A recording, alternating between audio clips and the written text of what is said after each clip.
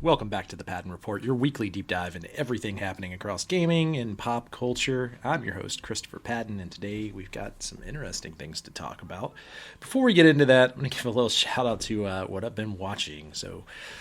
If you listen to Bachman's Basement, you've probably heard me talk a lot about the original OG Law and Order. I am now on season 4, so we're getting into some of the characters that stick around for quite some time as far as that goes. Also went and checked out the new Running Man. I liked it. There will be a podcast coming out, Bachman's Basement, once again, that'll be going into a deep dive of that movie in comparisons to the book and, probably the differences between the book and the movie itself. But as far as other things I've been watching film-wise, I checked out a 1988 classic that I had never seen before, which is the Hollywood Chainsaw Hookers. So it kind of tells you what kind of movie it's going to be. It's a American black comedy horror film directed by Fred Olen Ray. Not sure if he did anything else after this or not. I'd have to kind of go on a deep dive. But I did get the plot before starting the episode to talk about that a bit. And the plot is basically the private detective Jack Chandler tries to track down Samantha, a teenage runaway. He runs into a cult of Egyptian chainsaw-worshipping prostitutes led by the Stranger. And the thing that cracked me up the most about this movie, outside of just how ridiculous it is on paper for a 1980s B horror film. But it starts the film with this tagline that says, "They charge an arm and a leg." And then it begins with a disclaimer. The chainsaws used in this motion picture are real and dangerous. They are handled here by seasoned professionals. The makers of this motion picture advise strongly against anyone attempting to perform these stunts at home, especially if you're naked and about to engage in strenuous sex. The film ends with a promise of a sequel, The Student Chainsaw Nurses, which was never made. I love stuff like this, stuff that's just so campy and going out of its way to poke fun at its own self. I think that, there should be a little bit more of that in modern Hollywood. A good example of that recently would be like The Monkey. I think The Monkey kind of knew what it was and didn't try too hard to be something that it wasn't, right, which I appreciated. So this week, we're actually going to be going over some gaming releases for December. It is the Christmas season. Things that you can buy the gamer, your loved gamer in your life, for your nieces or nephews. We got some big ones here coming out first. We're going to start with Marvel Comic Invasion. It's a cosmic scale Marvel beat-em-up game from Tribute Games, combining tag team mechanics, retro pixel art, and a massive roster of various Marvel heroes. If you have a favorite Marvel character, more than likely they're going to end up in this game. It is going to be out for Xbox, PlayStation, PC, etc. Basically, players will be building duos of Marvel heroes, examples being like Spider-Man, Wolverine, Captain America, Phoenix, Iron Man, and battling through various galactic locations such as the Negative Zone in New York City as the Annihilation Wave threatens the universe. Includes both local and online co-op, which is fun. There's not enough of that out there today. In it being a beat-em-up game, it kind of gives me the vibe of kind of what they did with the last Ninja Turtles game, which I really, really enjoyed. It has a switch system that will allow you to switch characters mid-combat. So, like, if you're Wolverine, you should be able to switch into, like, Cyclops or something, depending on the situation and the fight that you're in. And that kind of makes me think, man, I really wish they would make another X-Men Legends game. It's a completely different thing in its own right. It's more of a traditional point-and-click battle game, where this is like more of like a beat-em-up action RPG type deal. But I really miss those games. Those are great games that no one ever talks about, X-Men Legends 1 and X-Men Legends 2. Maybe I'll do a deep dive on those at some point. But just phenomenal games that kind of have been overlooked through time. But I'm going to check this one out. I mean, anything that's got like local co-op play or, good beat-em-up play like that. Like I said, that's the last Ninja Turtles game that came out. I'm always down, I'm always looking for something to play with people that's not too serious. Every time I get online, I don't want to be balls deep in an Overwatch League battle and comp. or just, playing Call of Duty. There's other games out there, there's some, I feel like that there hasn't, I'm sure like if you're into first person shooters, there's tons of stuff out there. If you're into battle royale games, there's tons of stuff out there. But for just like someone looking to play a casual game with his friend, co-op, there's not as many as there used to be, man. Like, the Unraveled games are pretty good. Some of the horror games that came out were pretty good. A Way Out is great. If you haven't played A Way Out, it's a prison escape game that's multiplayer. It's a ton of fun, especially playing online. So stuff like that, just looking forward to more things like that. And then that leads us to our next release. This one will be Nintendo Switch 2 only. And it's one that a lot of people have been waiting for a long time, and that is Metroid Prime 4 Beyond. That's coming out December 4th. The long-awaited entry in Nintendo's Metroid Prime franchise from Retro Studio Islands on both Nintendo Switch and Nintendo Switch 2. So I was wrong. It is coming out on Nintendo Switch, normal Nintendo Switch as well. It's promising that it's going to be 4K res, 120 frames per second. We'll see. That would be the Nintendo 2 specs. I would highly doubt that it's actually going to run at that, but we'll see. I guess the proof is going to be in the pudding when this game comes out. Nintendo tries their best to deliver on promises like that, so we'll see. The description of the game is basically Samus returns to the frontier on planet Vuros using psychic powers in a new motorcycle called the Vi-Ola to explore dangerous terrain and fend off space pirates. The Switch 2 version adds mouse compatibility controls with enhanced graphics, and this is definitely the biggest release of Nintendo for December. Kirby Riders just came out. That's probably, that's more of like the kid-friendly game that came out. That's the big one. But yeah, Metroid Prime 4 Beyond is definitely the one that I think they're hoping to boost console sales and also have some good game sales coming in.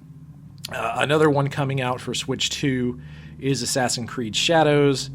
This isn't necessarily new for anyone else out there, but for Nintendo Switch 2, this is a new entry of the Assassin's Creed games, if you're into those. I've never been a huge fan, but I know a lot of people really love them, so I wanted to talk about it here. It's a new entry in Assassin's Creed's franchise built specifically for Nintendo Switch 2, combining open-world stealth in feudal Japan setting. Players take on dual protagonist missions under the scorching skies of Edo-era Japan, leveraging Switch 2's hardware for ambient stealth, large-scale hunts, and dynamic day and night gameplay. Anticipated as a major console exclusive for the holiday season. So I was actually incorrect. I guess this Assassin's Creed is only on the Switch 2. So if you're an Assassin's Creed fan and you play all of these games and don't have a Switch 2, maybe this will lure you into buying one. I'm not sure. I don't know what the crossover on that looks like.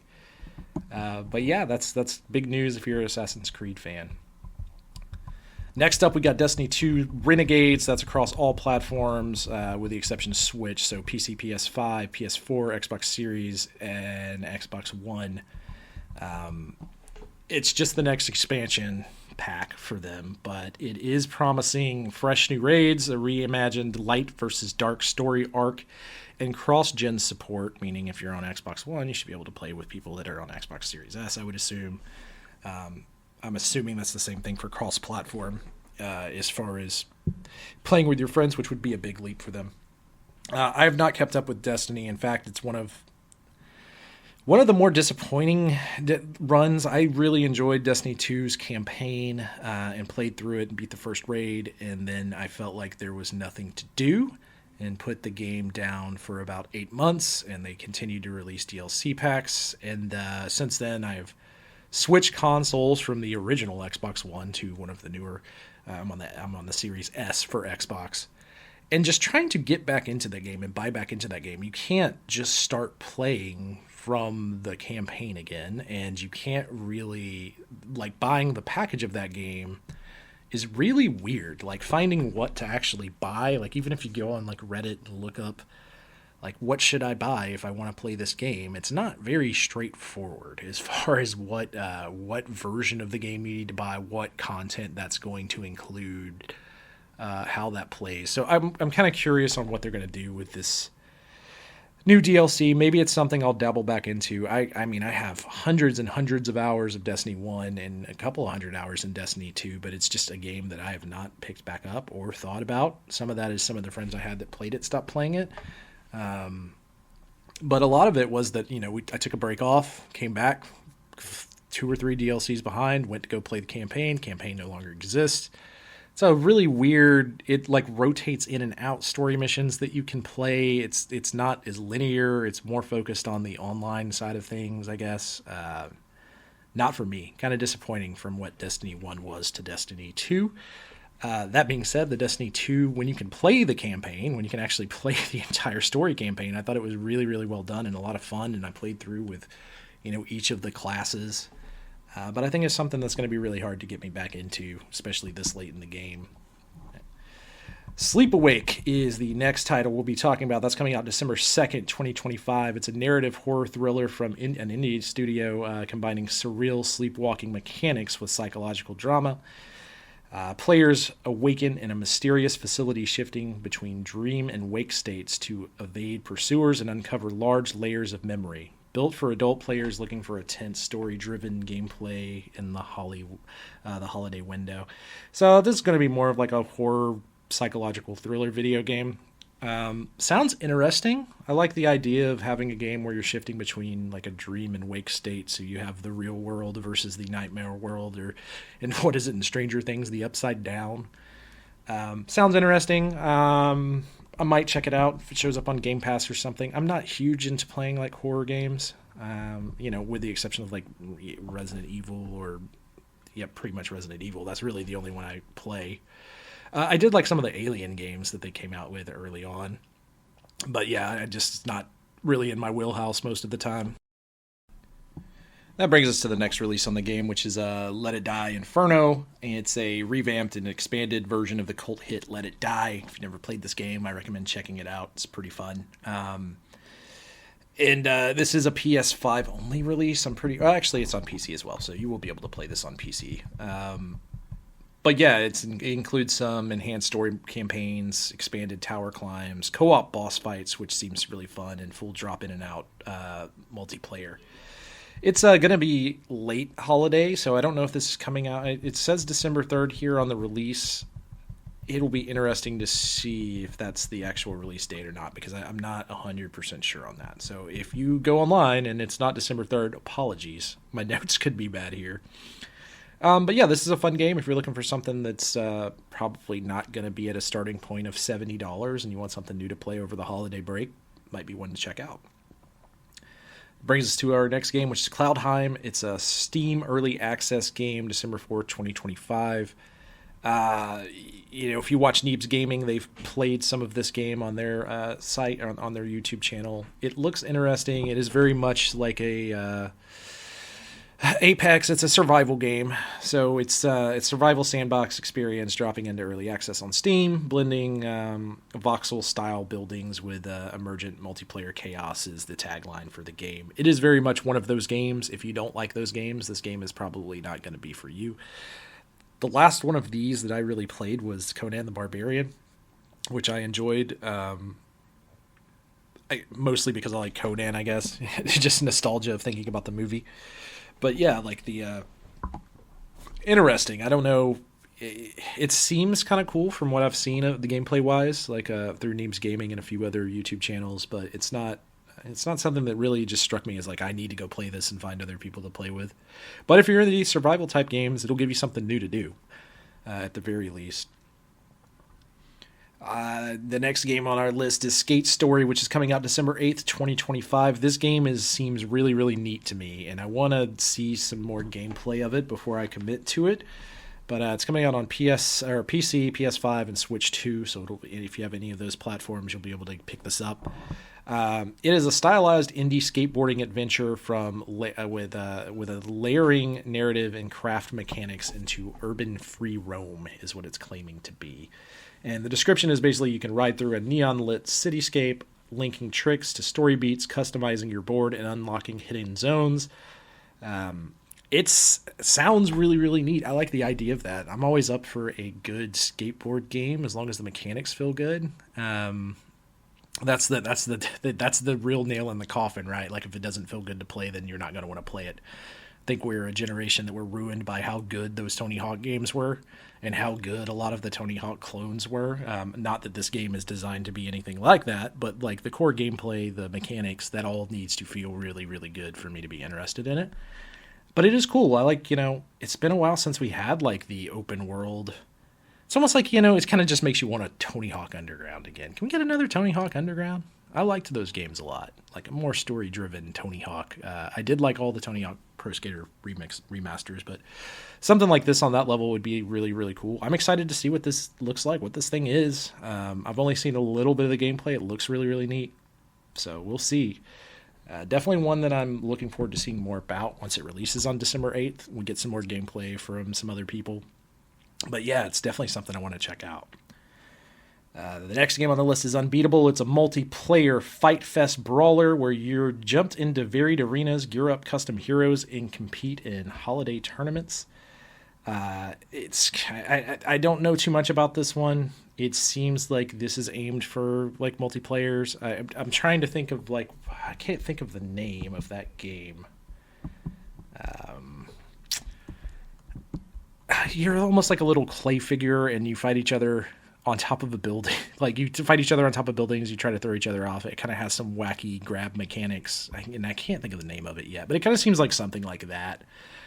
Something you probably could play with your friends, drink a couple beers, have a good time with. Yeah, it's interesting. It's on the list, so thought I'd mention it. Don't know too much about it.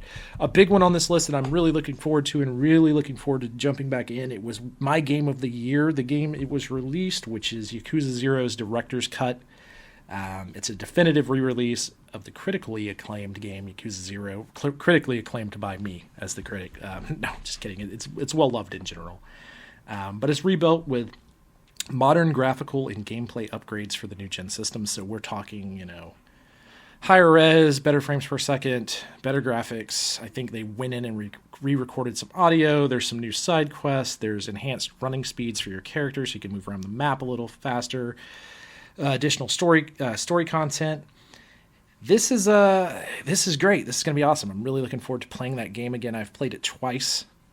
Third time is right around the corner as soon as this gets released on the 8th. This is one that I'm for sure picking up and will not regret picking up. I think these games are incredible. If you're wanting to get into the Kiwami releases that I talked about for Nintendo Switch, which I believe just came out, Nintendo Switch 2, this Director's Cut is, as far as I know, is not coming out on Switch 2 yet. It's coming out on PC, PS5, and Xbox is what I have listed here. But if you have any of those consoles and you wanted to play the Kiwami releases on your Switch 2, I would recommend playing this first. This is kind of the prequel to any of the Kiwami games. And it's also, I think, the best in the series. It's the one that I love the most, so it would be the one that I would tell you to start with. If you don't have those, and the Kiwami series 1 and 2 that they're releasing on Switch 2, those are great games as well. Very different. They were created in a different era and then remastered and put out with that collection. So they do have some things about them that inherently are not as good as Yakuza 0. Like as far as the fighting systems and things go, it's a little different. Still fun games, great games, not as good as Yakuza 0. Love them still, but I would say if you have the choice, start with Yakuza 0 first, and then move on from there. And the last one, which is kind of unique, and it's something I look forward to. It's a 2D action platformer set in the Terminator universe. It's combining stylish pixel art, run-and-gun mechanics, and branching narrative paths. So basically, you take control of a future-resistant soldier. You can toggle between stealth and combat. And you got to be careful to alter timelines to avoid Judgment Day altogether. That seems really, really fun. Love a good 2D platformer. Hopefully this is good. It's got the Terminator license. Don't get a lot of good Terminator games. As a big Terminator 2 fan, and original Terminator as well, I have a soft spot in my heart for Terminator. So please, please, please let this be a good game. It's something I want to check out and look forward to. Now we're going to get to the main topic of the show. A little pink ball known as Kirby, the star of the show, so to speak. We're going to talk a little bit about the history and how Kirby came to be and where he is now. Kirby wasn't originally created as a flagship character. In fact, he started as a placeholder. The creator, Masahiro Sakurai, and his studio, HAL Laboratory, came out with this little game that went on to be a huge hit, which is Kirby's Dream Land. It came out in 1992 on the Game Boy, which we've talked about previously, specifically in the Pokemon episode. If you go back and listen to that, there's some more details on what Game Boy was doing during this time period. And the original Kirby design was temporary. It was meant to be a test animation, but the team kind of just grew attached to it. It was simple, cute, and instantly recognizable. And one question that came up was, why is he pink? A lot of people are like, why did they choose to make Kirby pink? Well, the Game Boy was black and white, so players didn't actually see Kirby's color until promotional art. Sakurai wanted him pink. Miyamoto originally pictured him as yellow, so more Pikachu-like, I would assume. Sakurai won, and the rest kind of just goes down in history of the pink little lovable Kirby, or pink little menace, depending on if you're a Smash player or not. Kirby, why he is important. I think the thing about Kirby that's really unique that people forget about is how innovative it was, and the fact that it's kind of used as a test platform, which we'll get into for a lot of other things Nintendo likes to do. First thing is the accessibility in the game design. Kirby was intentionally easy, designed to be a first platformer for new players. You got to think about the Game Boy coming out. A lot of people bought the Game Boy for Tetris. The Game Boy and Tetris are forever linked in time together. So the idea of creating a new platformer with a new character and making it slightly easier, which Kirby Dream Land by no means is a very difficult game, the idea is that it's more accessible for anyone picking that up. They pick up Kirby Dream Land, they can play through it, they can beat the game, they can have a good time with it. It's not overly difficult. It also came with adjustable difficulty later on, but the philosophy, as far as Kirby goes, you have adjustable difficulty. It comes in later with later games. But the philosophy still kind of remains the same. It needs to be approachable, welcoming, and fun. And I think that's what I love about Kirby. Like, you don't have to, in a world where you have like Super Meat Wad and some of these crazy intense platformers, there's still room for a Kirby, something that everyone can play and have a good time with. And Mario gets more complex with each passing game to some extent, becoming more 3D and very different than what it was to start out with. I think that, that's what makes Kirby so fun. It's something you don't necessarily have to grind on all day. You can just pick it up, play it, have a good time. I love Kirby. I love the character. A lot of fun. The thing that they're also kind of known for is like innovation through the ability of copying, kind of Kirby's main party trick, right? It's Kirby's signature ability is to inhale enemies, copying their powers, and that was, at its time, was very revolutionary. The only other game that's kind of like that, and it's not really eating them and getting those powers, would be like Mega Man, right? Like, so Mega Man, you kill a thing, you get their power once you beat that boss. My notes here said that it influenced Mega Man. I would say Mega Man was out first, so I don't really think that's true. But definitely you could say that design between Mega Man and Kirby had influenced a lot of other games going forward, like Shovel Knight, right, for instance, and, customizable movement and customizable moves. So, but yeah, it allows a character to use dozens of abilities without cluttered controls. It was very simple. You suck up the enemy and you get their power. That's it. And then that feeds into Smash Brothers, right, which is legendary if you're a Kirby fan. Kirby gets a lot of hate in Smash Brothers. There was a time period where the top player in the world was, I can't think of his name. Man got a crab thrown at him because of his Kirby gameplay was holding back the rest of the Smash community. So Smash players are, I think with Kirby, it's a love-hate relationship, right? Like, you either love him or you hate him. HAL Laboratory's survival was pending. Like, they were in desperate need, struggling financially. They kind of had come out with some golf simulation games.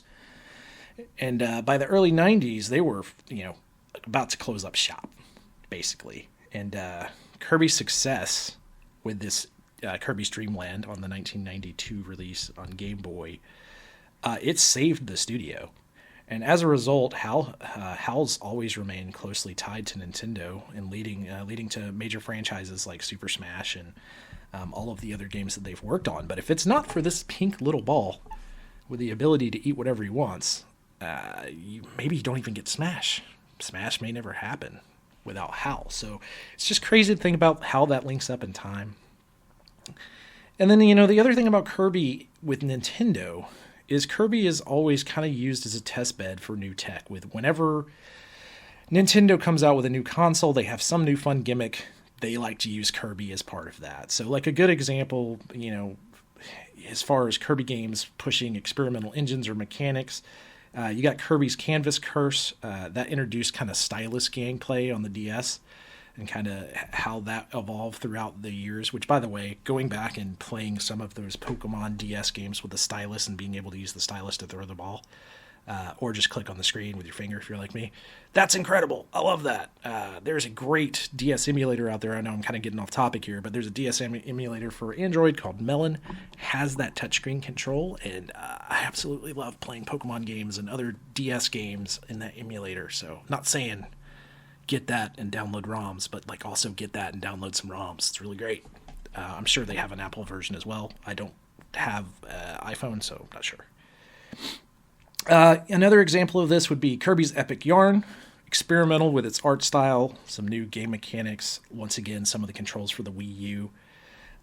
Kirby and the Forgotten Land was HAL's transition to full 3D. They were one of the first to do it. Mario being ahead of them as far as that goes, but definitely one of the first. And Kirby is often where new ideas are tested before going to larger franchises, believe it or not. So things that would be in a Kirby game might end up in a Mario game later on, right? So it's kind of cool how that works and the flow between those two things with Nintendo. And as far as cultural impact and, the love, Kirby represents positivity, resiliency, creativity. And despite being cute, he's canonically one of the strongest characters in Nintendo lore. He's capable of defeating gods, cosmic horrors, and demons, anything with a smile, right? Just by eating other people's powers. The contrast between his appearance and hidden powers has become a staple of Nintendo humor to some extent, It's kind of, you think about some of the great Nintendo advertising with Kirby with various different powers, different hats and stuff throughout the years. It's iconic. I mean, he is the second mascot of Nintendo, and then probably Link. Well, there'd be 1, 2, and 3, right? Like Mario, Kirby, Link, whatever order you want to put them in. They're the most iconic. For the best-selling games and must-play games, Kirby and the Forgotten Land, Switch, incredible game. Probably my favorite Kirby game. Definitely one that I recommend everyone go play. Kirby Star Allies, also a great game. Kirby's Dream Land, which is the one that the gameplay, if you're watching the video version of this, you're seeing me fight King Dedede in the background right now. And Kirby Superstar. Kirby Superstar is a game that I have played so many times and still love to this day. If I had to pick one, a must-play right now, I would say Kirby and the Forgotten Land. And then after that, probably Kirby Superstar. And then follow that up with Kirby Dream Land. Kirby Dream Land's really good. A lot of people might have a little bit of... I don't know what re-releases they've done for Kirby Dream Land, but going back to the original Game Boy version, a lot of people have... If you're a younger gamer, you might have trouble just with the black and white or the green and black concept of Game Boy. I could see that, it's not for everybody. It's kind of like when you show someone a black and white film from the 50s, they might not like that just because it's black and white or it's old. Definitely had shown movies to people before, and they're like, I don't like this, it's too old. It looks too old. So I totally get that. I feel like that when I play some PlayStation games, like go back and revisit PlayStation, graphically, some of that stuff is really rough. Even if you love the games, it's still really, really rough depending on the game. So I get that. So my closing thoughts for this episode, thank you so much for listening. December gaming is relatively light compared to the fall as far as what we're getting, but the releases we are getting do seem pretty strong and unique, and full of variety. Tons of stuff is being added to Game Pass this year. PlayStation Plus has a great mixture of genres, and Nintendo Online is also adding a bunch of Kirby titles, and that ties perfectly in today's deep dive. Kirby's legacy is one of creativity, accessibility, and subtle brilliance. He's the character who started as a placeholder and became one of Nintendo's most beloved icons, a symbol of joy, experimentation, and charm. Thanks for listening to this week's Patton Report.